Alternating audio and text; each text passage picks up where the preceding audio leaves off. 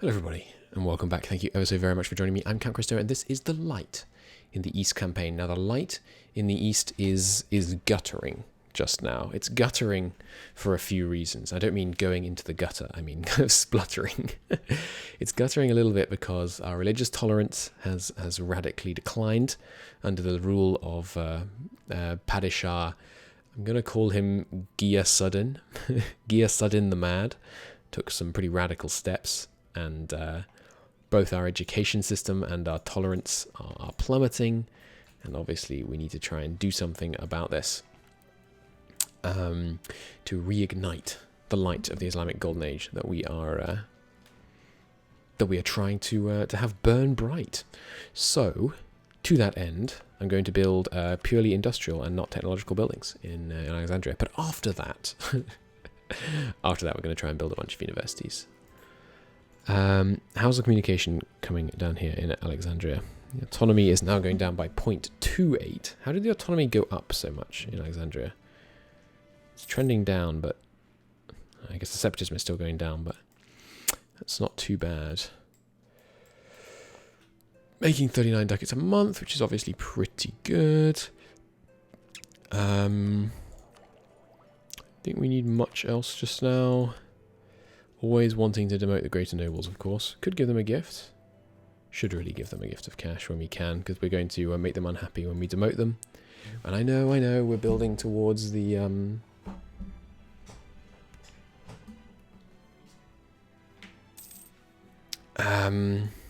building towards the craftsman's district here, which will be fine.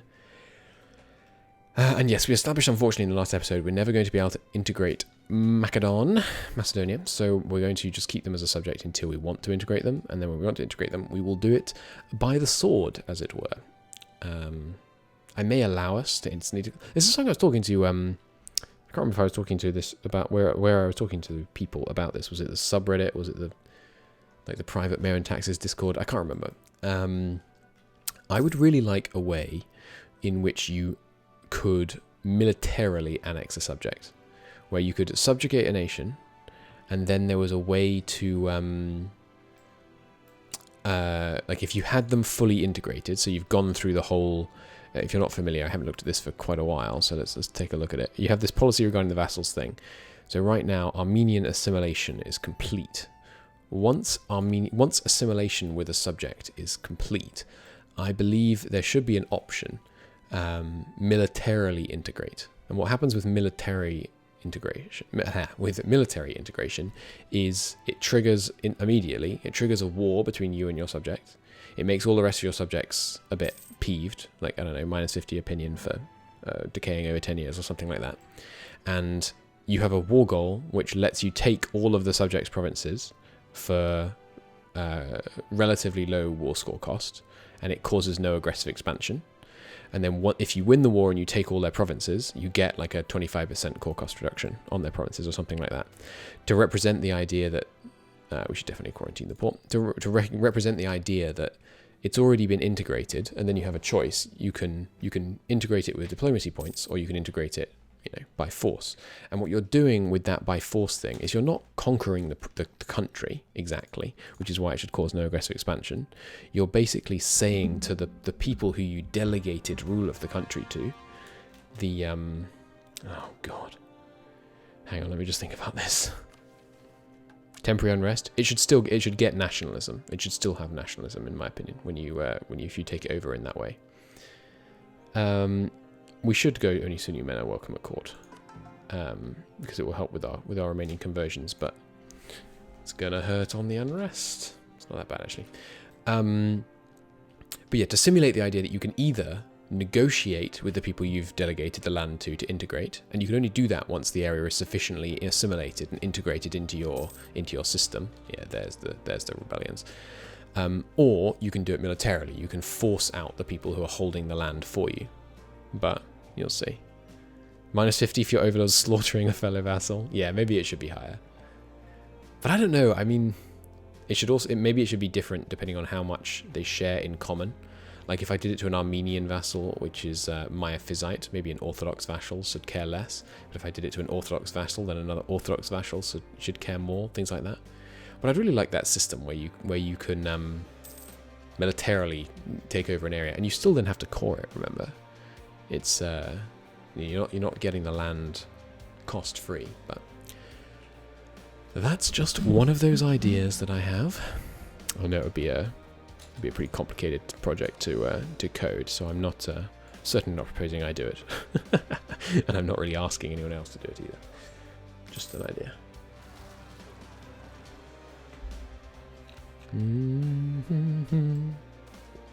So, as an Ottoman, you want to slaughter the Armenians. No, the Armenians are going to be fine to integrate. The case where this was a problem for me recently was playing as England, where you have I had a subject here. I forgot what they're called, which is ridiculous. What are they called? Aquitaine, obviously. Of course, I will take a claim. And they were going to cost like some ridiculous number of thousands of Diplo points to integrate, even though I had, I think, all of the modifiers in the game in order to get the annexation, which is just ridiculous. Like it takes such an incredibly longer time. What is this? Lose our diplomatic advisor. Is he half off? No? Then fine. Do we have any half off ones? No. I will take... I might actually take this guy. We are ahead on Diplotech, but the national unrest -4 is kind of amazing right now. So yes, I'm prepared to pay a lot of money to get that national unrest -4. And you guys should go back to rebel suppression momentarily. People are suggesting in chat it should cause aggressive expansion, but only with your subjects, and then that kind of simulates the subject's opinion penalty. That's a really good suggestion. I like that idea. I think that would be a cool way of handling it. So the opinion penalty scales with the size of the province, the size of the subject. It's not subject. The size of the yeah, no, subject is the right word. The size of the subject that you've taken over. So very annoyingly, because the pop-up's not working, I didn't spot that these guys have risen up and burnt down this province. They haven't hurt the canals. They probably killed some of the people. Yeah, that's unfortunate. My beautiful sugarcane plantations. We'll see. Yeah, it's true. So aggressive expansion already takes both religion and religion group into account. That's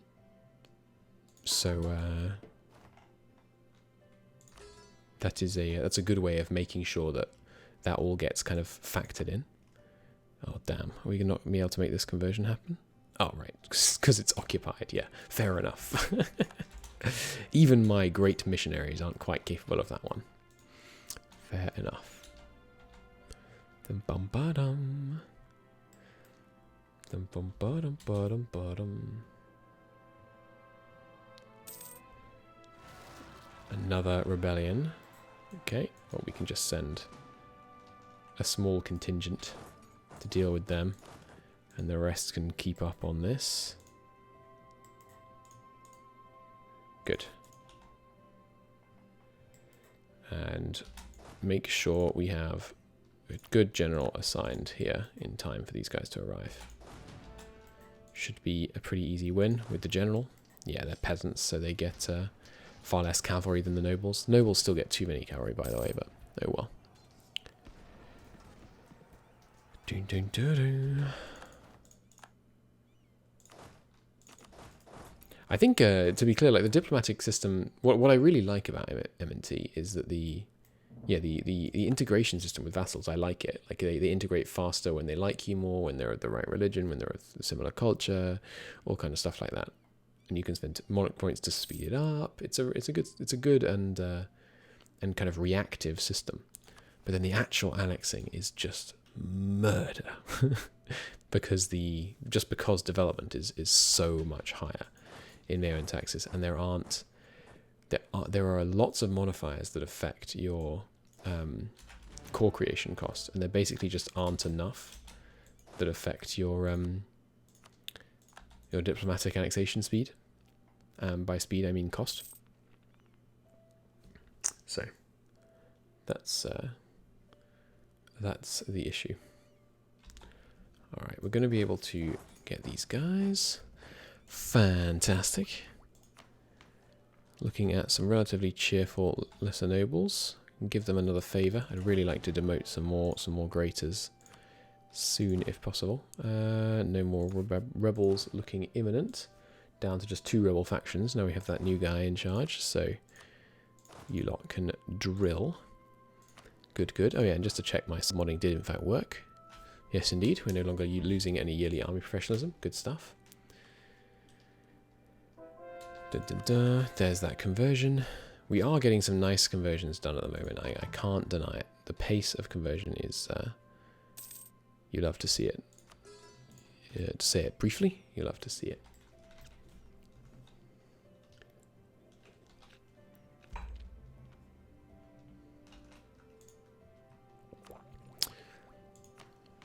Okay.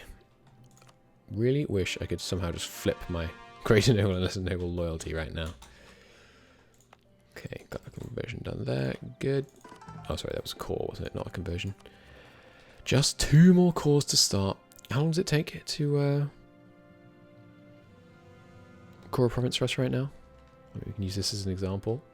It's about 8 years on these particular provinces. Yeah, that's that's a really long time, man. Could get empire ideas, but it's only 4%. 4% is, you know, it's pretty nice. And the claim centralization, you get, am I crazy? Does centralization do core cost? It ups it, right? Didn't it used to increase core cost? Did they remove that? Yeah, no, there it is. 16.45% additional core cost because of the, hang on. Hang on. Poland has a coalition against them. Interesting. Oh, Hungary could join. Please, Hungary. Please join a coalition against Poland. I would love to join a coalition, but of course we can't because it was against Christians and we don't really care about that. Ah, you were meant to be chasing them. Oh well. What was I considering? Right, yes, insulting Poland. Give me that 5-power projection. Ba-dum-bum. The Promised Land. Required. So I don't understand these events. Are you still there? Please remove all the Promised Lands events because they don't appear to do anything. Like they're Jews trying to emigrate to Judea, right? But they're so inconsequential that it would be good if they would just run in the background. Yeah, waiting for it's a good strategy that Chad is pointing out, YouTube, that you may not be aware of, which is a lot of players will wait for plagues before they conquer particularly high development areas or integrate in particularly high development areas because it annihilates the local development. Which is pretty entertaining. The idea that plagues make places easier to integrate. I suppose making places easier to conquer does kind of make sense, doesn't it? Areas are kind of ripe for conquest when they've just been recently depopulated. You know, nothing to do with me, officer. Alright, got that. You guys can take the transports back. These guys can walk back. That should be fine. And we might get another rebellion over here. I could just leave these guys over here, actually. Ba-dum-bum, ba-dum-bum.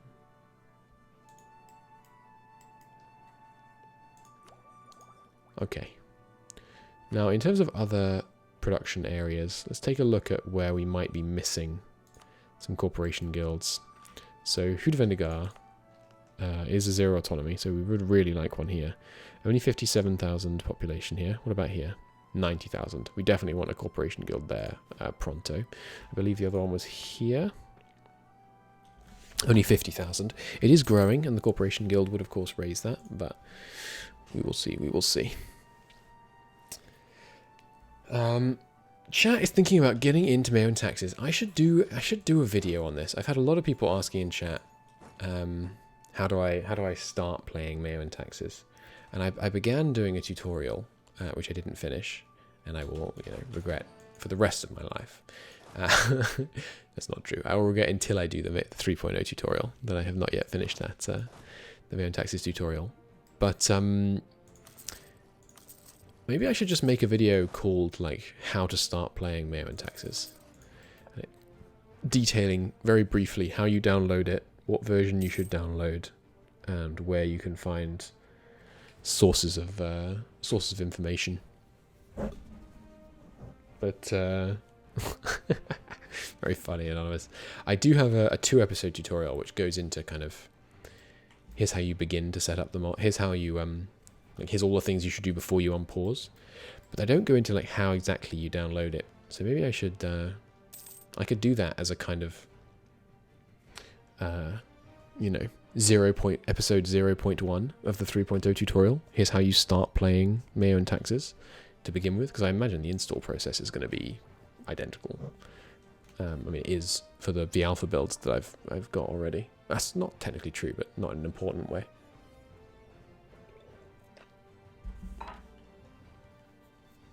Yeah, I think I'm going to make that. Thank you. That's a good tip.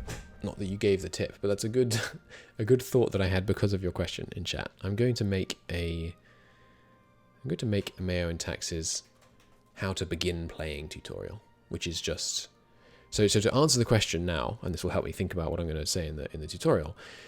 You should download it if you put !M&T in chat. The command which I need to change, because everyone says if I say M and T, everyone types like MANDT, but it will tell you where to download it. I only use one submod for MEIOU and taxes. There are a number of them. M&T, not MNT.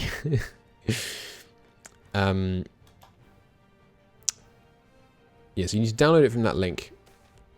And I use one submod, which is actually in the first thread there. I should change that command slightly. You don't need to use the third link. But the old wiki it's out of date on some specific numbers, but it has what you need to begin playing. I'm not going to, this how to begin playing is not going to be a full tutorial. Once 3.0 is fully released, I intend to make a proper, more comprehensive tutorial. And yeah, things like what EU4 version do you need? It's 1.29. I think it's 04. It's the only 1.29 that's currently available on Steam. There's a possibility that it might get updated, 2.5 that is, and I believe 3.0 is currently targeting compatibility for 1.31, but don't take that as anything at all, because don't let me sign the M&T developers up for something that they're not even sure they want to do yet. Because this sounds a bit mean towards Paradox, but the number of features that have been added in 1.30 and 1.31 is not very consequential for the MEIOU and taxes, because lots of them don't even connect to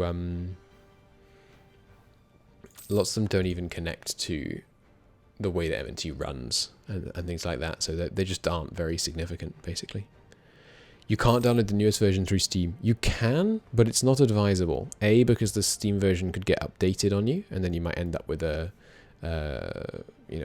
you have the wrong version of the mod, because if it gets updated in a way that's not save compatible, for example. And 2, Steam just occasionally, and I don't think anyone really understands why, certainly including Steam, just occasionally messes up when you're using big mods and doesn't download them properly. So it's safer to download the mod directly. All you have to do is download the file and then put it in your mod folder. Your mod folder is in like your C drive, your F drive, whatever, documents, Paradox Interactive, European Universalis 4, mods. And all you have to do is put the 2 files, one of which is a folder and one of which is a .mod file, in that folder, and that's it. If you can't figure out how to do that, then how long is this going to last? It reverses when he dies, apparently. Okay, fine. Let's say stability points. Yeah, if you can't figure out how to manually download a mod, then there'll be quite a few things in MEIOU and taxes that might be too complicated. So I have every faith in you in working it out. But it's a good first test. I hope that doesn't sound too patronizing. It's mostly a joke. It's it sometimes does work through Steam. Like, I think it works through Steam most of the time, and I'm sure most people that play MEIOU and Taxes do it through Steam, but doing it manually just means that you have a little bit more control. You can choose when it updates. You can, you have a bit more control. I mean, that is the long story short. We're still making 40 ducats, even though I upgraded that, even though we got another advisor. Our income is really trending upwards very nicely. I'm going to refuse to give permission, actually, to this one, to the Jewish synagogue, because it causes less widespread unrest, because there are obviously less Jews than Christians in our kingdom right now. It does still cause unrest, of course, because it's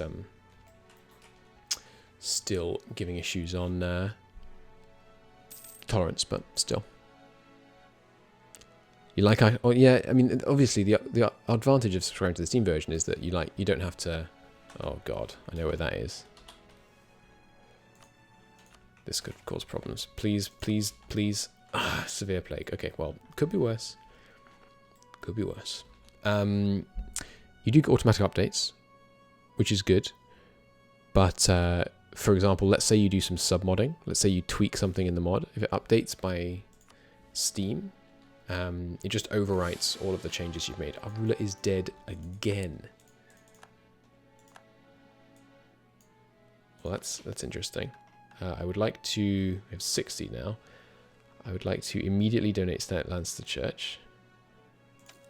And we will host a massive celebration, which will take out another loan.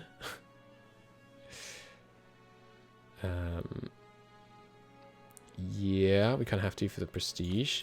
We have a pretender organizing. And I will, once again, immediately drown our heir and appoint a new favorite. And we will get the plague has come, yeah. Get the admin one.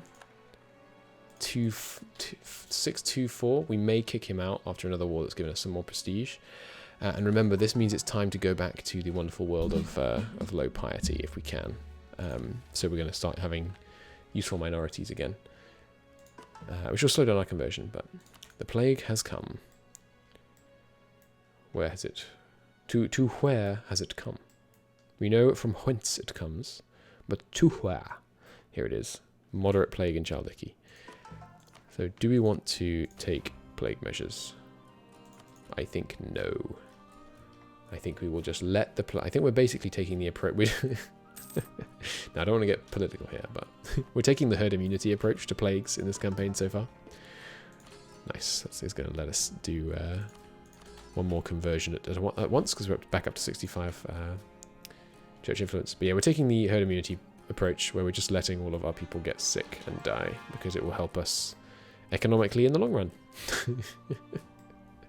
All similarities to British government policy in March and April of last year, living or dead, mostly dead, are coincidental.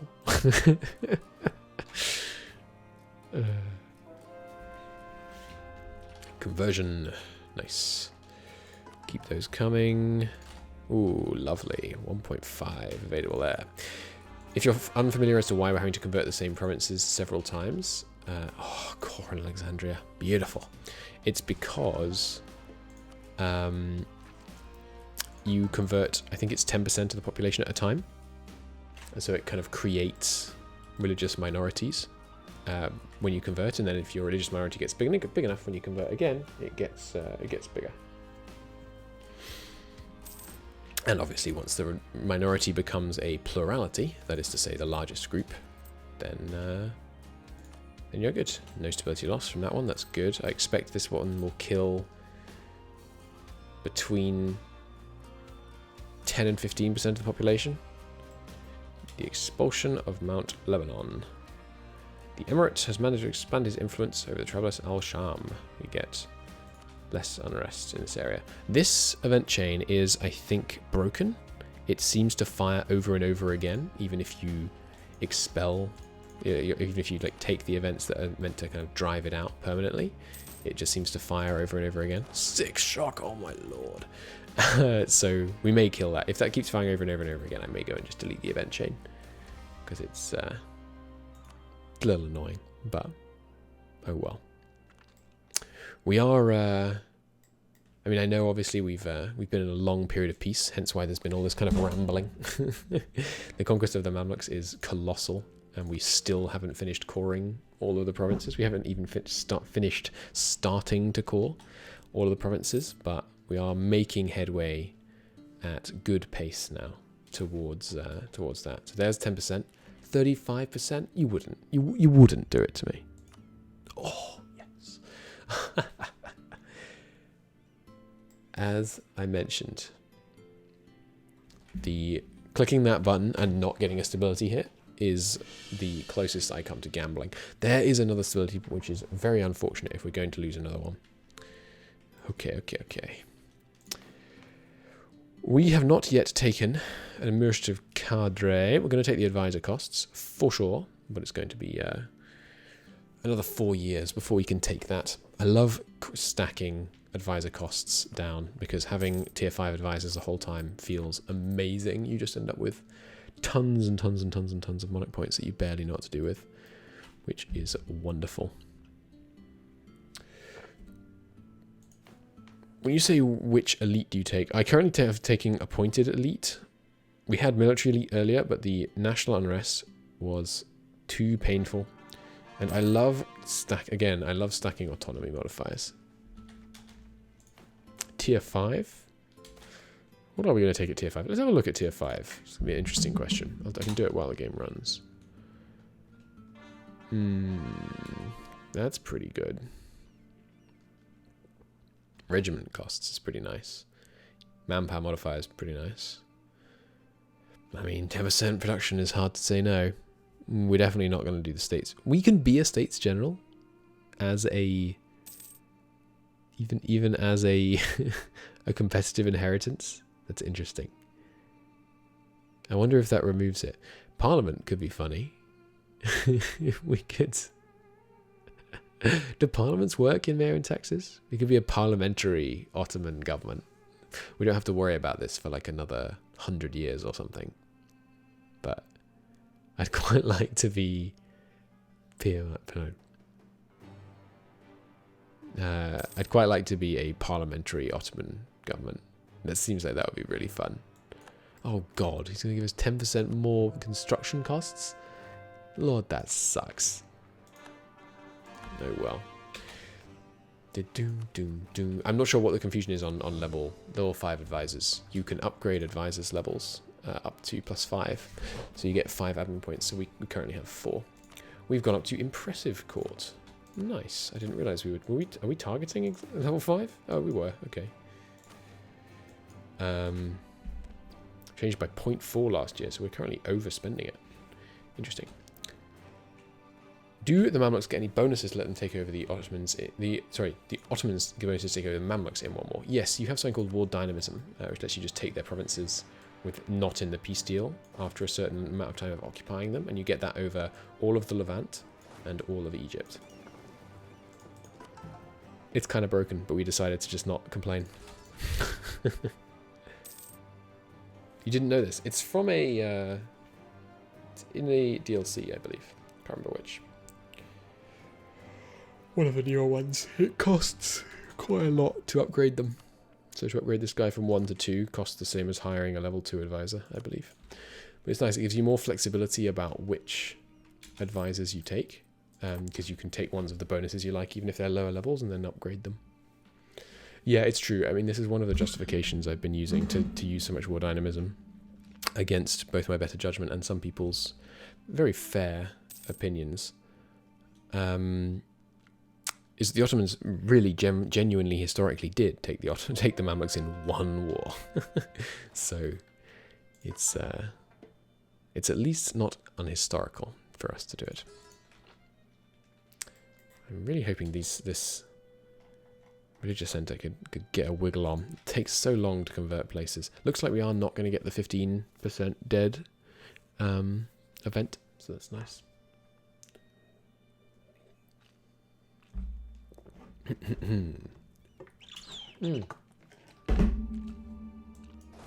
How long have these guys been sitting there just taking attrition for no reason? It's unfortunate. Give them a general. Move them.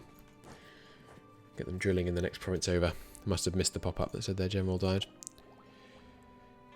I'm going to take pike squares now, just to stay on the safe side. Make sure we always keep the lovely ahead of time bonus, which I believe is, yeah, army tradition.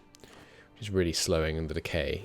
We haven't been at war for like 10 years and barely lost any. It's great. Local nobles still trending down in... where do you see trending again? Oh yeah, it's here, isn't it? Estates of the Realm.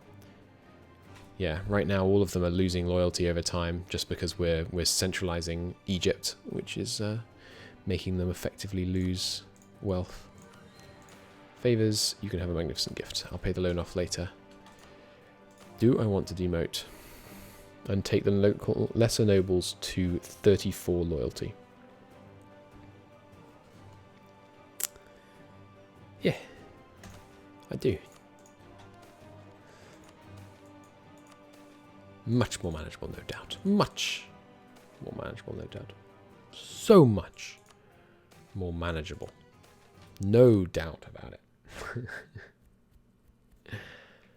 Okay, cool. That will help swing the relative influence of the two estates. It will cause some unrest problems because the provinces with the lesser nobles in are going to get peeved. It's tempting to offer a privilege to the lesser nobles. We can't do that for a while, right? Yeah. And our great nobles is at least still happy with us. Will you offer me some more money? No, but I could get another stability increase interval. It does only last 4 years, but it's pretty nice. Okay, you guys are finished moving, so you can start drilling again. You guys slightly over the force limit now. That's okay. It's going to let us be being slightly over the force limit is it's not too much of an issue. Higher professionalism does mean less looting, which is in some ways a shame, because lots of loot was fun in our Hungarian wars, but a lot of the time we're not going to want to do too much damage to areas we're taking over. Glad we finally got all of these cores going. So our final Mamlukian core for now is going to end about 4 years into our next war with the Mamluks, if we were to declare on them as soon as it was possible to do so. We may wish, I mean, we kind of need to get to war with Hungary, is our problem. I'd really just like someone else to declare on Hungary. Oh, you know what I haven't done, I don't think, the whole campaign? Best guess my special interest. I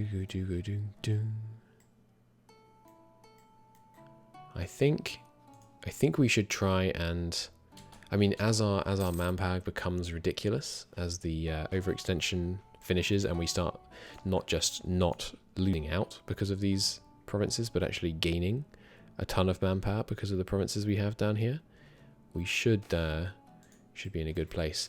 Okay, so here it is. We're going to go back to letting them pages, yeah, which will seriously help out our religious unity. But yes, as you can see, tank our ability to convert. I think we're still making progress in the 3 we have active. Yes, slow progress in one of them, but we will keep it going. Yeah, that really does hurt our ability to convert a lot. I mean, it's so weird, right? It's so bizarre, but I think we're going to take state religion, despite the fact that we're going to keep the jizya tax. Which, believe me, I know it's weird. Oh, hey, nice. Another Turkish conversion. Where was that? Was that here? Yeah. Nice. We can take a look, by the way. So, Chaldiki, for example, you can see if we go to population data here, there's no conversion mentioned, but if we go here, province detail, population data, we can see that cultural conversion progress is at 66%. Cultural conversion only takes place in provinces that directly border your provinces. I believe across states, straits counts, but here is not converting right now, so maybe across straits does not count, and here should not be converting. Great, and roads should not be converting yet. Correct, okay, but say here, Isn't either. Okay. Maybe it just hasn't. I think there's an event that has a chance to fire to add some progress. It's possible it just hasn't fired in those ones. Yes, no, there's actual cultural conversion over time. It could be improved because there is such thing as not necessarily cultural conversion, but cultural. The example I always use is that the England and English culture managed to have a huge, unbelievably huge influence on Indian culture. And I don't know if you've noticed, but England does not border India. But during the period where England owned India, they radically changed Indian culture. The most obvious example is the introduction of the English language. The English language is still the official language of India, and it's the language of the courts, and it's etc, etc, etc. There's that's an incredibly influential English cultural export to India, which took place despite not bordering them, and that's a cultural export of the sort that MEIOU and taxes cannot simulate, which is a shame. I would like to not receive this notification every year.